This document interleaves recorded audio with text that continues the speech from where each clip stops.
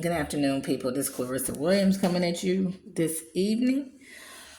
I am a whistleblower. I am blowing a whistle on Greenville County Department of Social Services, Greenville County Family Court judges for misconduct, corruption, abuse of power, forgery, falsification of documents, gross negligence, and attempted cover up. They are trying to cover up the fact that DSS kidnapped my daughter. And DSS is running that family courthouse. That office is running like a courthouse full of judges. Those judges don't know what's going on because they done got so comfortable with letting DSS run the show over there. And DSS has gotten so sloppy with this paperwork, then they did not expect me to catch them, but I did. So I'm going to show y'all because I want y'all to see what's going on here. Okay, so I'm on Katherine Tiffany. That's who I'm on.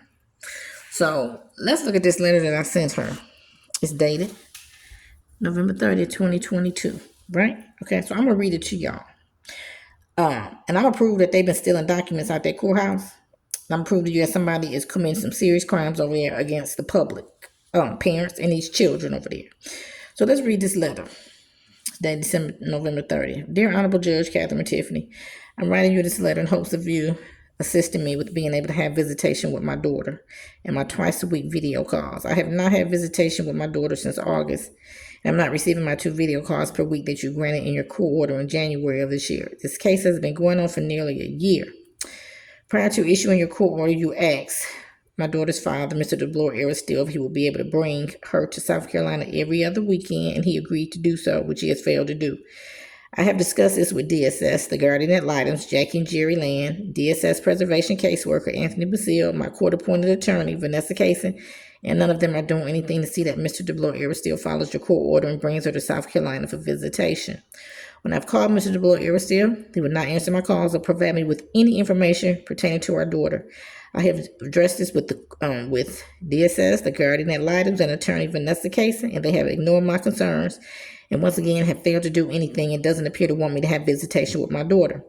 Upon me informing my court-appointed attorney, Vanessa Cason, back in September of not having visitation since August and providing her proof, she has been dragging her feet to file a motion for contempt against Mr. DeBloor and constantly giving me excuses, even though I paid a court-appointed attorney. Even though I paid her monies to file the documents in Gwinnett County, Georgia, back in October. Yesterday, she informed me that she and Mr. DeBloor attorney Maurice McNabb, are attempting to arrange visitation in Georgia. I should not be required to travel to Georgia when I have a court order and Mr. DeBloor requested temporary custody of our daughter and assures you he will bring her to South Carolina for visitation. This man has been allowed to do as he pleases throughout this entire case, and DSS does absolutely nothing about it. How can attorneys be allowed to change their standing court order? Question.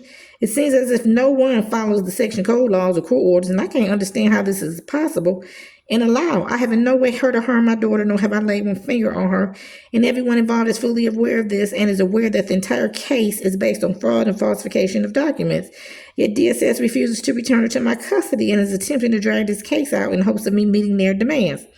DSS, the guardian ad litem's, Jackie and Jerry Land, and the caseworker Anthony Basile, attorney Vanessa Cason, attorney Maurice McNabb, are refusing to make sure DeBloor follows your court order for visitation and is now retaliating against me due to me not agreeing to take DSS treatment plan and speaking out against them for not following section code laws and for illegally removing my daughter from my custody without facts or evidence of their allegations of abuse and neglect.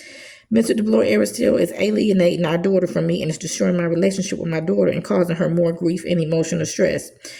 Due to none of the parties involving me allowing me visitation, I have no choice but to speak up, reach out, and stand up for me and my daughter's rights. I'm asking that you look into the matter and assist me with having my court-ordered visitation restored and my twice-weekly phone video calls immediately. I thank you for your time and pray that you look at the matter in fact. Sincerely, that's me.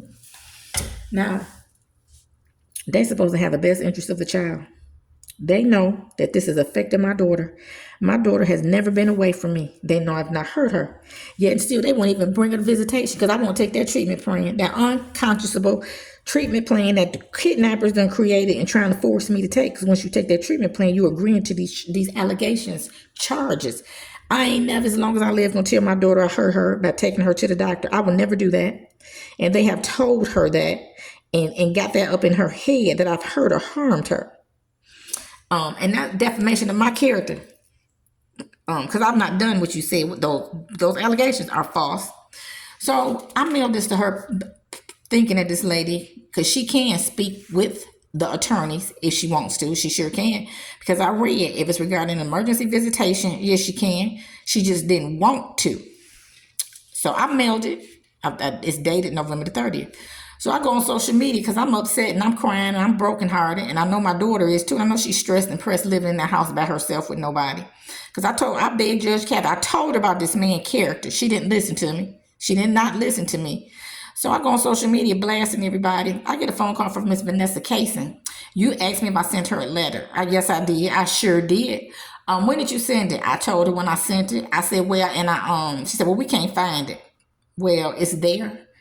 And she questioned me like she didn't believe me. Clarissa speaks the truth. So you know what I said? This is what I sent her.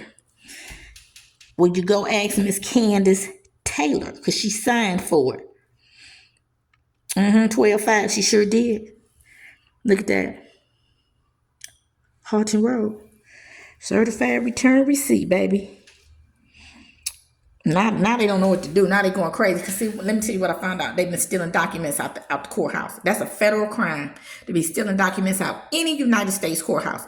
And this is how I found out. I started getting, when I got onto them, I started going over there looking in my files, especially with that ex parte petition, because it wasn't there. Somebody snuck it in my file.